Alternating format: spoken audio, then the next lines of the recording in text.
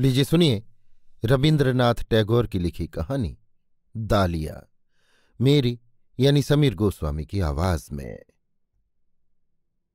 शाह शुजा जब अपने भाई औरंगजेब से लड़ाई में हार गए तो डर के मारे भागकर उन्होंने अराकान के राजा के यहां शरण ली।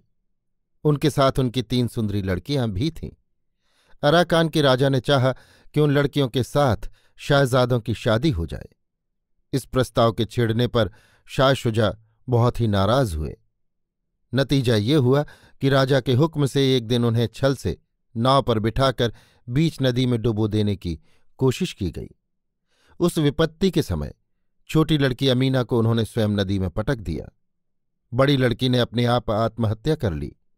मझली लड़की जुलेखा अपने पिता के खास और विश्वस्त खिदमतगार रहमत अली के साथ तैरकर निकल गई और शुजा ने लड़ते लड़ते अपनी जान दे दी।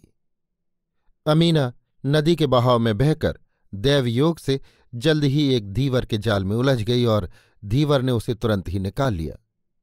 उस धीवर के घर ही वो पली और बड़ी हुई। इस बीच में बूढ़े राजा की मृत्यु हो गई और युवराज गद्दी पर बैठे। एक दिन सवेरे बूढ़े धीवर ने आकर अमीना को डांट कर कहा, तिन्नी। धीवर ने अपनी अराकानी भाषा में अमीना का नया नाम रखा था तिन्नी। बोला, तिन्नी, आज सवेरे से तुझे क्या हो गया है? काम धंधे में बिल्कुल हाथ ही नहीं लगाया, नए जाल में गोंद भी नहीं लगाया। हमारी नाव।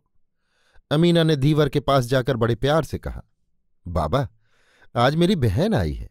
बहन, इसलिए आज छुट्टी मना रही हूं। अरे, तेरी बहन कहां से आई री? जुलेखा न जाने कहां से निकल आई। बोली, मैं हूं, मैं। बूढ़ा दंग रह गया और फिर जुलेखा के बिल्कुल पास आकर गौर से उसका मुंह देखने लगा। फिर झट से पूछ बैठा, तू कुछ कामकाज भी जानती है? अमीना ने कहा, बाबा, जीजी के बदले मैं काम कर दिया करूंगी। जीजी काम नहीं कर सकती। धीवर ने कुछ देर सोचकर कहा, तू रहेगी कहां? जुलेखा ने कहा, अमीना के पास। बुढ़े ने सोचा ये तो बड़ी मुश्किल हुई। पूछ उठा, खाएगी क्या? जुलेखा ने कहा, उसके लिए इंतजाम है, और अवज्ञा के साथ धीवर के सामने एक मोहर फेंक दी। अमीना ने मुहर उठाकर धीवर के हाथ में थमा दी और चुपके से कहा, बाबा, अब कुछ मत कहना, तुम काम पर जाओ, बहुत अबेर हो गई है। जुलेखा भेष बदलकर बहुत जगह घूमती हुई अंत में अमीना का पता लगाकर धीवर की झोपड़ी में कैसे आ पहुंची, इसका बड़ा लंबा चौड़ा किस्सा है। कहने से एक अलग कहानी ही बन जाएगी। उसका रक्षक रहमत अली अपना नाम शेख रहमत रखकर इस वक्त अराकान की राजसभा में काम कर रहा है। छोटी सी नदी बह रही है। गर्मियों के दिन है। सुबह की ठंडी ठंडी हवा से कैलू वृक्ष की लाल लाल पुष्प मंजरियों से फूल झर रहे हैं। पेड़ के नीचे बैठी हुई जुलेखा अमीना से कहने लगी, भगवान ने जो हम दोनों बहनों को मौत के हाथ से बचाया है, वो सिर्फ इसलिए ना कि अब्बा जान की हत्या का बदला लिया जाए, नहीं तो इसका और सबब ही क्या हो सकता है। अमीना ने नदी के उस पार सबसे ज्यादा दूर की ओर सबसे ज्यादा छायामय पेड़ों की कतार की ओर देखते हुए कहा, जीजी, अब उन सब बातों को मत छेड़ो बहन। अब मुझे ये दुनिया अच्छी लगती है। मार काट करके मरते हैं तो मर्दों को मरने दो, मुझे तो यहां कोई तकलीफ नहीं मालूम होती। जुलेखा ने कहा, छी छी अमीना, शाहजादे की लड़की है तू?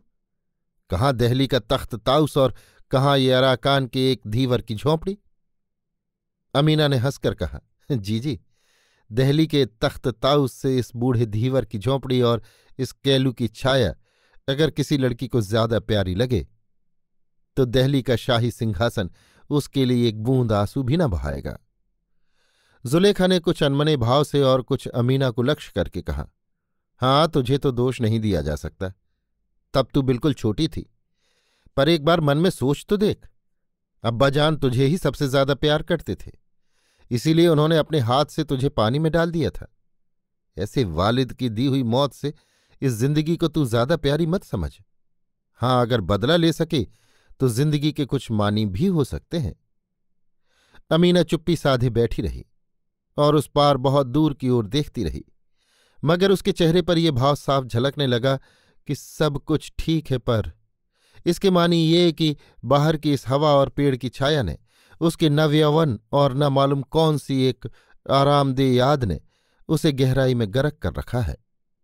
कुछ देर बाद एक लंबी सांस लेकर वो बोली, जीजी तुम बैठो जरा, घर का काम काज बाकी पड़ा है, बिना मेरे रांधे बूढ़ा भूखा रह जाएगा।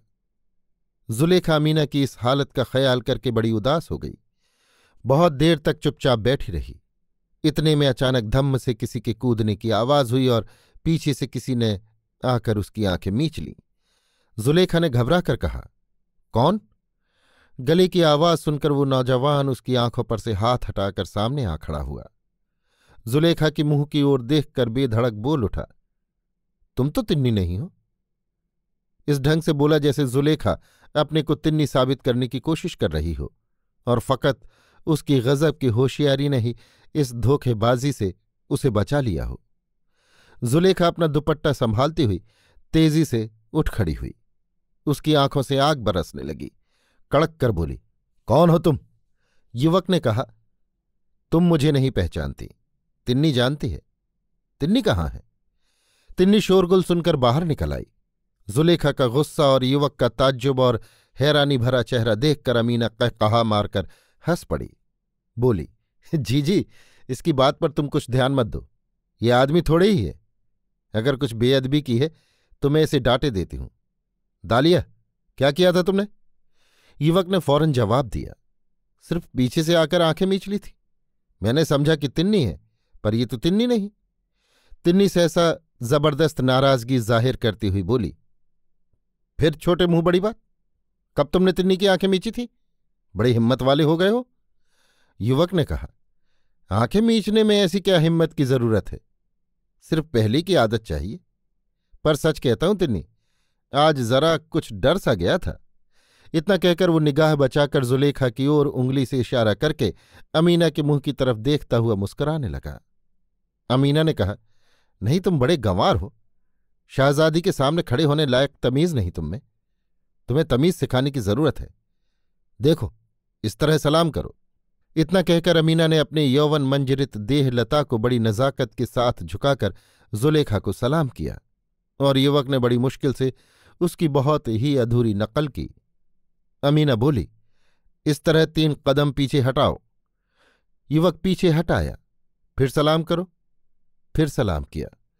इस तरह पीछे हटाते हटाते सलाम कराते कराते अमीना उस युवक को झोंपड़ी के दरवाजे तक ले गई। बोली, भीतर जाओ। युवक भीतर चला गया। अमीना ने कोठरी का दरवाजा बंद करके सांकल चढ़ा दी और बोली, जरा घर का कामकाज करो, देखो आंच न बुझने पावे। इसके बाद वो जुलेखा के पास आ बैठी। बोली, जीजी गुस्सा मत हो बहन, यहाँ के आदमी ही ऐसे हैं, मेरा तो इनसे जी उकता गया है। मगर अमीना के मुंह पर या उसके बर्ताव में इसका कोई भी लक्षण नहीं दिखाई दिया, बल्कि बहुत सी बातों में यहाँ के आदमियों की तरफ उसकी कुछ बेजा तरफदारी ही नजर आती है।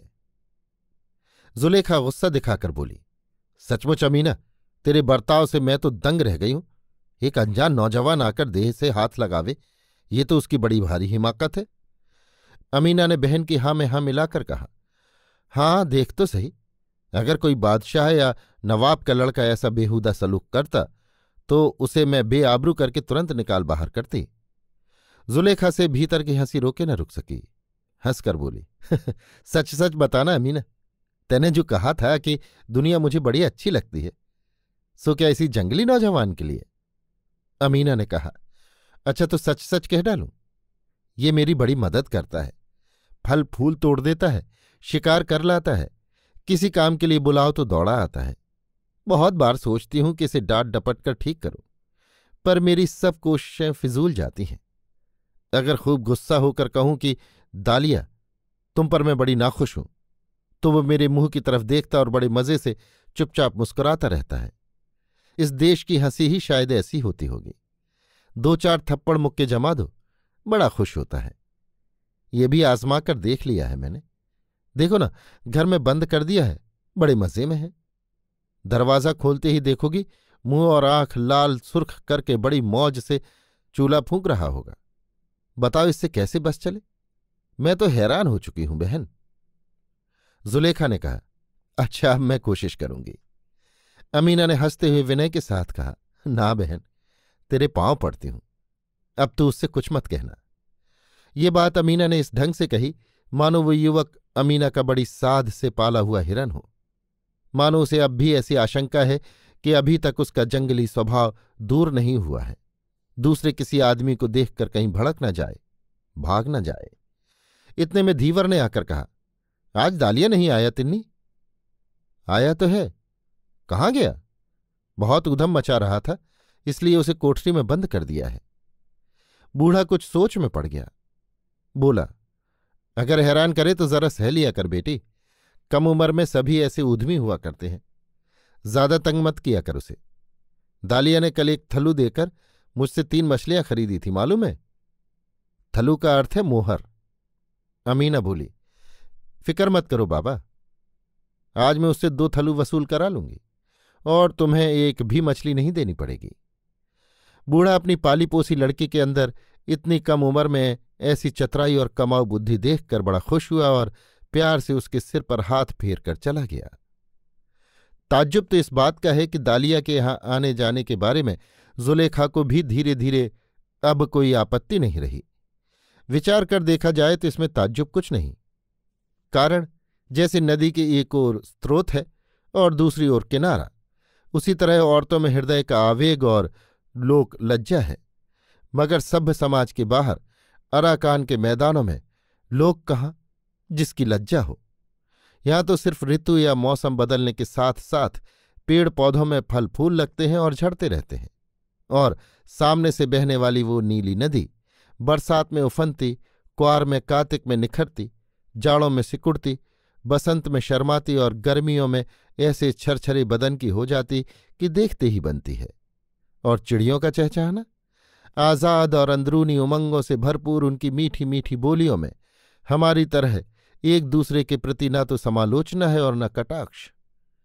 दखनी हवा बीच बीच में नदी के उस पार के गांवों से इंसान के आनंद की गूंज बहा लाती है, पर कानाफूसी नहीं लाती।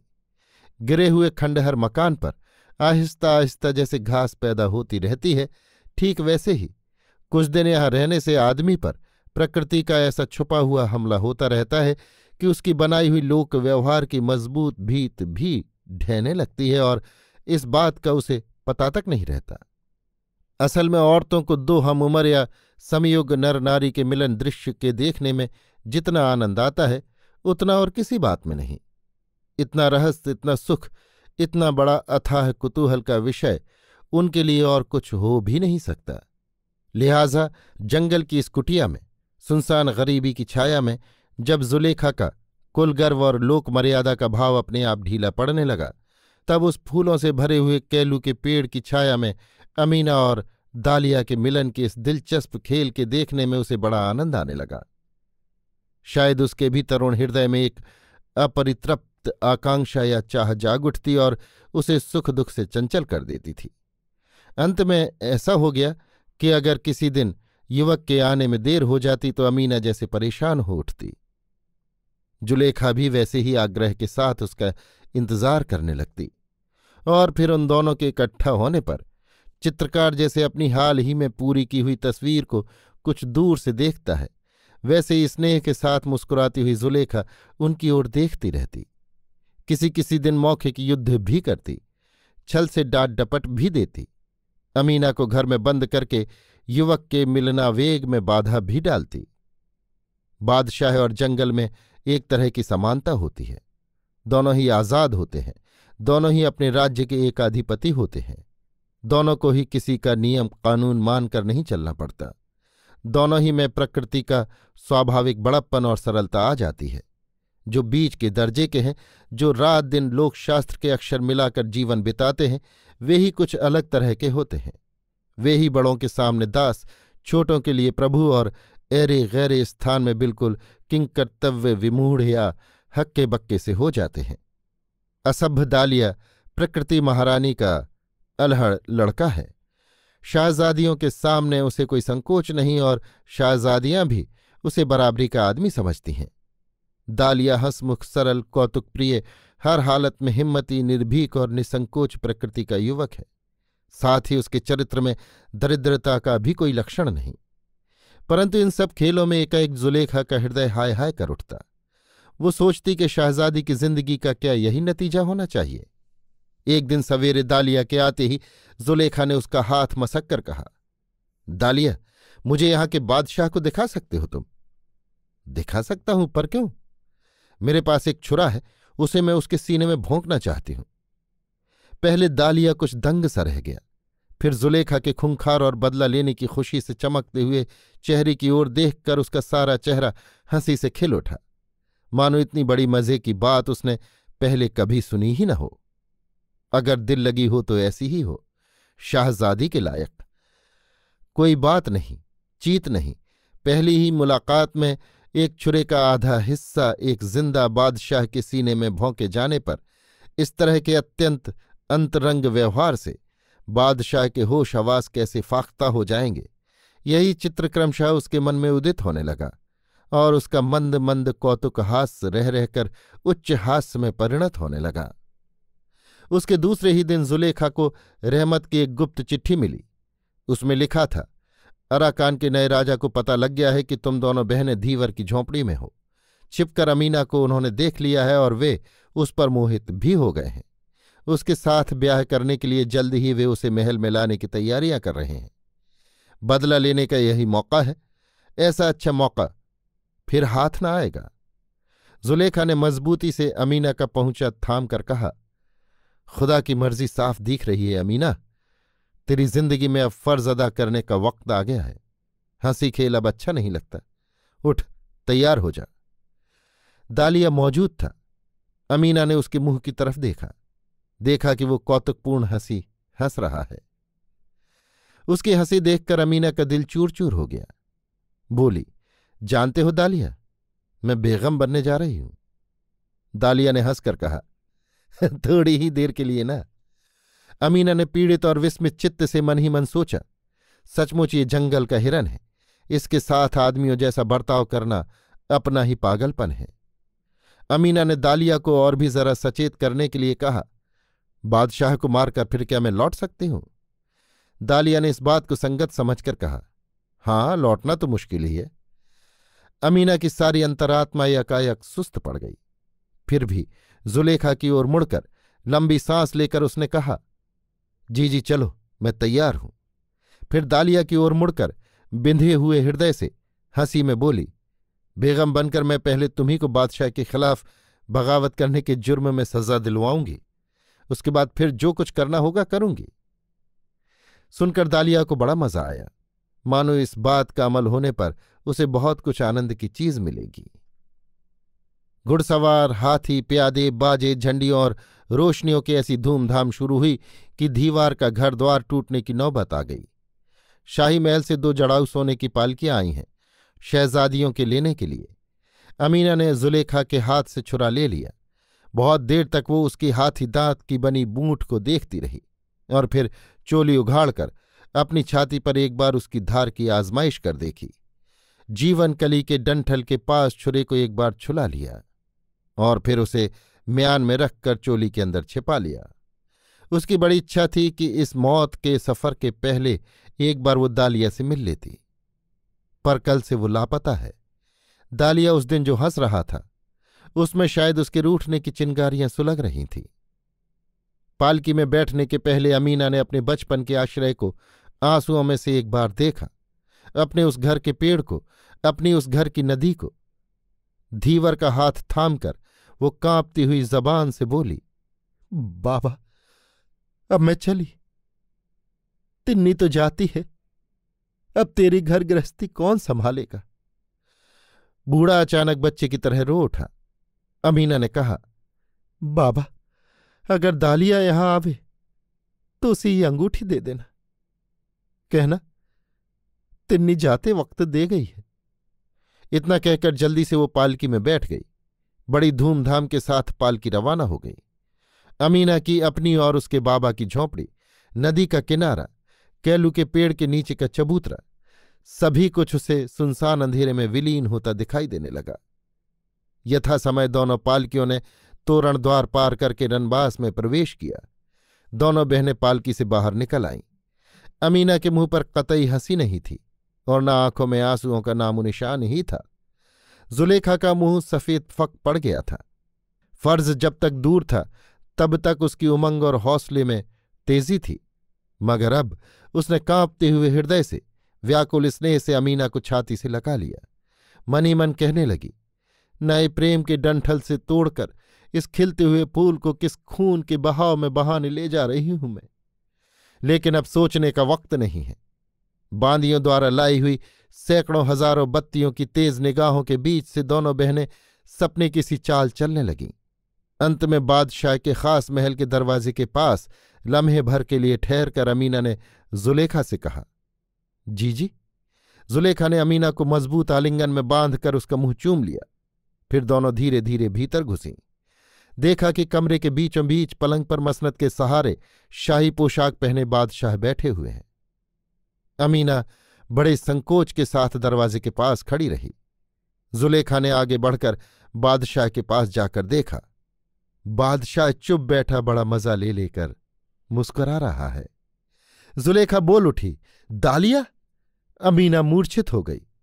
दालिया उठकर उसे घायल चिरैया की तरह गोद में उठाकर पलंग के पास ले गया। होश आने पर अमीना ने चोली के अंदर से छुरा निकालकर जीजी के मुंह की ओर देखा। जीजी ने दालिया के मुंह को देखा और दालिया चुपचाप मुस्कुराता हुआ दोनों की ओर देखता रहा। छुरी भी अपनी म्यान से जरा सा मुंह निकालकर इस तमाशे को देखकर चमचमाकर हंसने लगी। अभी आप सुन रहे थे रविन्द्रनाथ टैगोर की लिखी कहानी दालिया, मेरी यानी समीर गोस्वामी की आवाज में।